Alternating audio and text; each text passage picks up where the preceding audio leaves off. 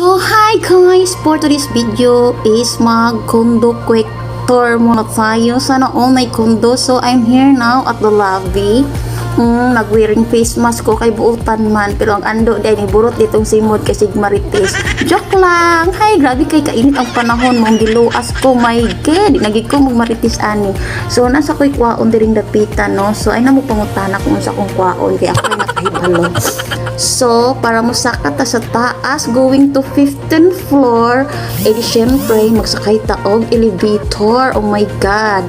Walay hagdan diring dapita nga maghagdan, no? Maong mag-elevator ka ta. Unya, kung naakay, natruma kag elevator na maglupad. So, going ka to 5th floor. So, anak, no, magsakay ta. So, mag-wait tano kadyot. So, ako lang isa diring, no. So, anak. So, wait for a while. Then, quick, abot na lion. So, open na siya. Oh, here we go. Here I go. Dek ako mag-isa.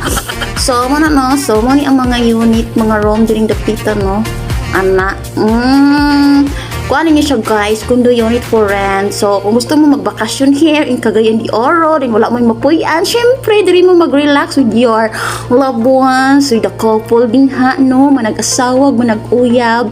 So, kung mag-anhin mo, so pwede lang mo magdala sa inyong mga, di na kailangan mo dala mo mga unsa mga gamit, kay kompleto na, oh my God. So, narao, kompleto na daga ang mga pantry. So, kung na may pagkaon, hindi pwede nyo inito, na tayong microwave, pwede mang magluto. Din ang nakanindot pagid anak guys is doora kaayo og palitanan, doora og lengkit kay mall, doora po siya mga restaurant. Oh my G, convenience kayo diring dapita. So muna mong CR, no.